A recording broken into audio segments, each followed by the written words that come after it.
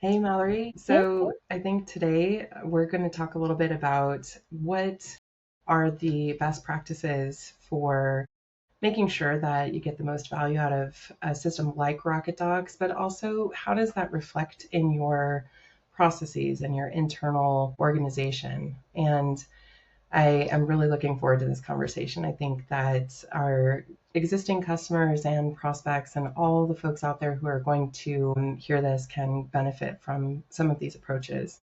So I think I'd like to start by talking about one of the struggles that people bring to us, even from right at the start with onboarding. And that is like, who is responsible for all this information and keeping things flowing and keeping the information updated? And one thing I've noticed is that a lot of organizations have kind of a centralized team who is responsible for keeping all of that information updated, and maybe even a single content manager. But also, there are some teams who kind of partner with different organizations or different portions of their organization to keep things like their legal and compliance information updated, and they really own that structure. So I'm curious, how does that show up in onboarding, for example? What do those conversations look like, and how do you advise folks? Yeah, I mean, honestly, like you said, this is totally something that I think everybody has this challenge of, whose responsibility really is this? And I think the true answer to that, really honestly, is anybody that's touching your content, they hold a level of responsibility. And I think that alignment helps us so much. But I think the biggest part of it also is yeah, some teams are super blessed to have a content manager, somebody that is manning the ship and making sure that we have everything that we need when we need it. However, we are in times where we're doing more with less. And so, how do we take care of it that way? And I think that that kind of goes back to just making sure that you have open lines of communication. That is part of why Rocket Docs is so popular right now, right? Is because we make it super simple. We make it so easy that you can set it all up and it's automated, and the system helps you to maintain that so that way you don't have to babysit. But I think proper process, proper protocol, and continued ownership throughout the entire company, I think that's really a big hand on it. I agree. Having buy-in from your leadership teams who then see the value in those workflows and processes and tools that you implement to keep this really valuable resource of your organizational knowledge updated and available. I think it's incredibly important. What are some of the things that you've noticed are helpful tools or tips within the platform that help folks keep track of those workflows or the processes that they implement? Yeah, I mean, that's such a great question. And I'm going to geek out a little bit because I love it. So I would say every team has a level of downtime, right? There's always that little bit of time that you have where it's a little quiet and it's so nice to catch your breath, but that is golden time. That is time you cannot buy, so you got to use it. And the best way to do that is take a look at your content. See what you're using, see what you're not. That's another tool that's in Rocket Docs that I love is you have usage counts. You have really easy dates, and I mean like lots of dates to where you can see what's going on with your content, which gives you such valuable feedback to know, is this stuff that we're actually using? And if not, let's stop maintaining it. Let's Right. get it out. Let's get the noise gone, right? Like it's messy and it just clogs up. It's like having a table full of rotten food and then you have good food. And now, do you want the good food? No, because it's all covered by rotten. Exactly. So you got to just clean out the well, make sure that it's not poisoned, and make sure that you have really good content in there, which honestly, you want to talk about maintaining and having buy in, right? Having people all taking ownership. Nobody takes ownership like somebody that feels like they only have 5 records instead of 20. Yeah, agreed. And I ran into that in my prior organization where I implemented an RFP automation system, really. And whenever we had duplicates or overlapping content, it was really frustrating for the subject matter experts because they're like, I just reviewed this. So I think that that is a really good call out of if you have these little, gold nuggets buried amongst a whole bunch of garbage, it's really hard to convince people to help you keep that updated. Definitely.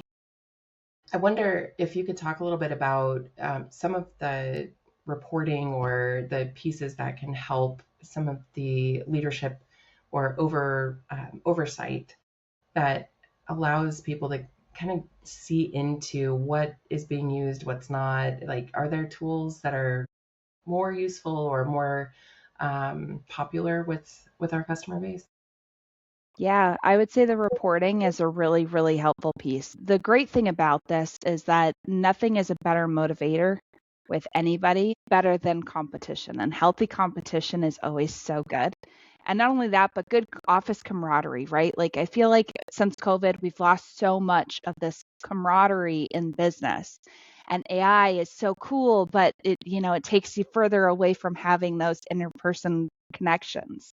So I think the great thing about this is that you can utilize those reports to not only, yes, for, leadership can get all of the information that they need and they are able to see what's working, what's not, but also they're able to see who are our rock stars, who are the people that are consistently week after week making sure their content's good, making sure that everything's going in the direction that they need to. And what a cool thing to be able to call that out and say, we have an SME of the week, of the month, of the quarter that just overperformed, did a wonderful thing. You know how many people are going to try and beat them out the next quarter, especially if you throw like a $5 coffee on it? Okay, $5. Who cares about $5? But it's that coffee, it's that camaraderie of I took over this leadership spot. It's I think that is a really great tool that can help. But I think also, like I said, looking at that usage count, looking at the last time you touched those records, it's gold. It just tells you so much about it. Yeah, I agree. I think keeping track of and having a process internally of, how do we decide what to archive or remove from the, everyday access in content, I think that's important. And so defining that within an organization of, if some information hasn't been used in the last 18 months, do we really want to have our SMEs spend time on reviewing that and updating information? Absolutely. What have you noticed with the organizations that we work with that's most effective for determining which information needs to be really focused on versus maybe archived or reviewed less frequently? Definitely. Well, usage always goes up there, right? That tells us a whole lot about how often we're using it. That is a big, big one. Now, on top of that, also, just looking at things that are trending in your business, right? So, what are the things that you're trying to push the most? What are the things that are the most popular within your own business? Making sure that that content is golden, making sure that that is solid information, because if it's your most popular, you can pretty much bet it's going to be on all of these documents. Right. So, having that and making sure that your staple things, the biggest part of your company and the most important pieces too, right? So legal responses, you got to be careful with those. You got to make sure that that stays current. Mhm. Those types of things, that's the perfect stuff to really focus in on. What do you think, Lindsay? Do you agree, or are there others No, that you're thinking of? I absolutely think that's spot on. I would zoom out just a little bit and say also looking at win-loss Oh, statistics. good call. So information that is consistently associated with winning bids.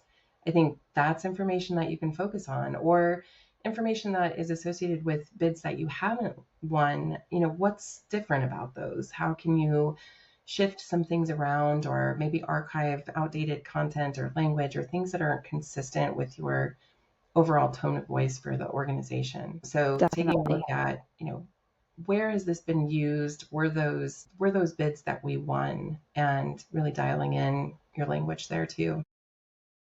I think that's such a great call out. Having that reference to look back at is always super valuable. And to your point, like it is important to focus on what we're doing well, right? But it's also so important to see where are we failing, where the things are happening, and you will see trends. If you look at that, you will always see trends, and that is how you attack that. You want to address that sooner than later. But definitely, to your point too, you really need to focus on those wins because that is huge for team morale. And once again, nothing's better than motivating a team by saying, we did so good at this last quarter, you guys. Let's keep up the good work. Let's keep it going. Yeah, I agree. What have you noticed? Because I know that you are leading the charge a lot on our onboardings now, which is so great. What have you noticed is helpful for keeping information organized or bringing information in from another resource? So, say you add a new group or you're a brand new customer. How do you tackle that? Because there's a ton of content out there, and you want to make sure that it's something that you have some structure to it, right? Definitely. Organization is so key to that. It is the most paramount importance that when you have a system, you have your knowledge base, whether it's with RocketDocs or anybody else. It is the most important thing that you have this organized in a way that makes sense. I cannot tell you how many times that I see that these teams, they'll create some sort of structure that might make sense on paper, right? Like AI might say, "Oh, this makes sense, you guys, and just organize it this way." But the problem is that your business is like a fingerprint. It's special. It's like a snowflakes. Everybody's is going to be a little bit different. So the really cool thing about this that I love about RocketDocs specifically is that you have that customization to make it so that way that your knowledge base can replicate your business. And going that route, being able to put in things like departments, right? Every company, the departments might be similar, but the naming convention can be vastly different. Yeah, I So agree. lining up around that is a really great call because then if your knowledge base reflects the way that your business runs, it makes it really easy to see those parallels. It makes it very easy to see who should be updating this content, who should be my subject matter expert. But then also above that as well, you really need to think about your document. What are you doing? How are you having to parse this out? Is it done by a product, right? Mm. Do you have different products that are going to behave differently? Also, I just had a client recently that, depending on what kind of ARR that is associated with that account, right? The answer is going to be a little bit different. So, I mean, your development offerings or ability to help another customer that's at 25,000 every year on ARR versus somebody that's an enterprise client that's paying you 800,000 a year, it's going to be a big difference in your response. So having a way to distinguish is huge. Sorry, Right. go ahead. No, no. So, like, it sounds like, well, and I've come across this as well, that you have, of course, product lines or strategies that you have to align around because you may have specific language that's only applicable in certain areas of your business or product offerings. But also, you may have some standardized language that you use for certain size deals, and then you customize a bit more when it comes to some of those larger sales. Exactly. So having a way to draw the lines in the sand and say this deal or this document, this whatever it is, DDQ, whatever it is, applies to that kind of standard. It just makes your life so much easier to be able to segment your information, have systems in play that can help you. And one of the wonderful things with RocketDocs is we have that autofill, right? We have a way to take care of that for you. So those filters are super important because it can get you up into first draft mode in a matter of minutes. But it's all about that filtering. You have to Exactly. have that filtering right. Yeah. I think the best practices around kind of organizing, setting the foundation are so important. And then the next layer for me that I go through is, okay, how do we maintain this? How do we make Yeah, sure that this stays up to date and that my content doesn't get stale and I have the, audit trail to say this was approved on this date, so I know I can use it. And my SME, has laid eyes on this information. So I wonder if you could talk a little bit about how our customers have been most successful utilizing workflows, both in RocketDocs, because that's a nice automation piece, but also in their organization and just having a process built around maintaining the information, updating, keeping things going. Yeah, I think once again, that goes to the snowflake of every company, right? Some companies that we work with, you see that doing a quarterly audit totally makes sense. Totally makes sense. You go through, you do that. Also, sometimes an annual audit, right? We might have Q4 is never downtime for anybody, right? But maybe Q2. Q2 might be a quiet time for the company, for the business. If that's the case, then wonderful. Utilize that time to do a full audit. Go through, clean it up, make sure that it's really what you want it to be. Now, some companies are privileged with the ability that they do not have any downtime. That is just not a thing. And in that case, then I think the best thing with that is to make sure that you're maintaining your processes and procedures. Having something like RocketDocs where it automates that process, right? It tells you exactly when it's time. You're able to associate that. And it also runs you through the automated workflows, right? So having that organization up front, put it into the system, allow that to automate for you, and then just holding accountability amongst your team to make sure that they know that this is a priority. It's not a request. This is our process. This is what we need. I think having that definition is really important, but also on the flip side of it, showing the value of it. Of, hey, I know you have to come in and review this information, and it's time consuming, and it can disrupt your day a little bit. But think about if you review these 5 or 10 questions now, I'm not going to ask you about this same information 50 times in the next 6 months.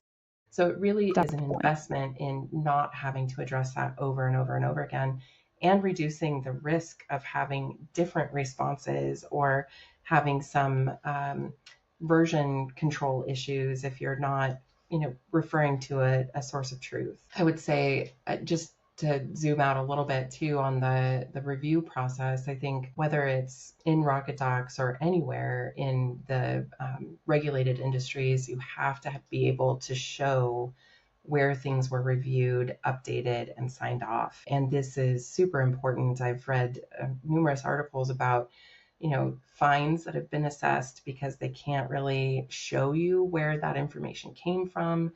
And this is getting more and more common in the age of AI adoption. So I just want to put that plug out there for all of the folks that we support and all of the folks in the industry. Just keep track of where your information comes from, because having that resource is really, really important. Um, any other ideas from your end about implementing workflows or processes or getting buy-in? How do we encourage folks to take part in this process and have because ultimately, if you do have that buy-in, the information that you have is just gold. So any Absolutely. ideas from your end, like what has been most effective in the organizations we work with? Yeah, I would say ultimately just having leadership buy-in. That speaks volumes because nobody wants to go against leadership, right? And that's coming down as this is not a request, as I was saying earlier. This is our process. So adopting that can change everything. But even beyond that, also just having that kind of language with everybody to know, hey, you guys, we're adopting a new process, or this is our process. It's non-negotiable. That is part of that language. But I think a good point to this as well on the leadership side on helping to get that buy-in is understanding that leadership is all about efficiencies, right? Making things as efficient as much as possible, saving the business money, right? Because that's super important. That's why Right. AI got so big so fast, is because of that exactly. It's saving you time, it's saving you money, it's making you more efficient in most cases. So I think the big thing about that is being able to see, to your point, Lindsey, that you are not having this reactive state constantly where you're getting this document that needs to run through this whole process. And you have to stop midway through when your timeline, your deadline is in a week and a half. And now you need 50 SMEs in your company to see this entire document, make their changes. You have to make your changes. That is incredibly stressful. And not only that, but it is an incredible waste of your resources, your people, your time. Having a process like this allows you to be proactive in your responses. It allows you to go in and make your edits, make sure that your entire knowledge base is ready use. So that way, when that timeline comes in, that deadline comes in of, hey, this DDQ is required to be turned back in a week and a half, or even by Friday, right? You can do it because you have it, and you don't have to stop for the SME approval on everything. You might have a 200-page or 200-question document. If you have your knowledge base up to date, you can knock out 80-90% of that, and then you would only have that remaining 10% or so to send off to SMEs. That's a handful of questions, not 200. And who does their best work under pressure, on deadline, and with a mountain of things to review, right? So if you can knock out those things that are recurring language, they've already seen it when they weren't stressed out and on deadline. So their best work can go into that, and their best assessment of that response and how they want to represent the organization. Then that 10% that's left over is no big deal, right? You can really focus in on how do we want to represent ourselves in this particular RFP or tender. So I think you're spot on. If we have leadership bought in with, hey, this is going to save you 50% of your time on these questionnaires because you don't have to go through and answer the same question 100 times, and it's going to reduce your risk because we're going to be thoughtful about how we're responding to these requests. I think that's huge. And then if that trickles down to the rest of the team of, this is really long run, saving you time and de-stressing the process where you can review information, a little bit at a time versus all in one big chunk when someone's breathing down your neck. I think that makes a difference. And also, I just want to add on the SME level, right? The subject matter expert that's reviewing this content. Talk about being able to take some stress off. I mean, a lot of times you're dealing with people that are heading up compliance, you're dealing with legal. They're already stretched thin, right? They already have so much to do. So having something that's proactive like this allows them to see this is my bucket of work that I need to do when I have time. Then when they have 5-10 minutes in between, they can go and they can check a record. And they can just continue to do that throughout their week. Talk about efficiencies, right? Being able to fill in those little times, but also still maintain a big part of your business. It's a win-win. I agree.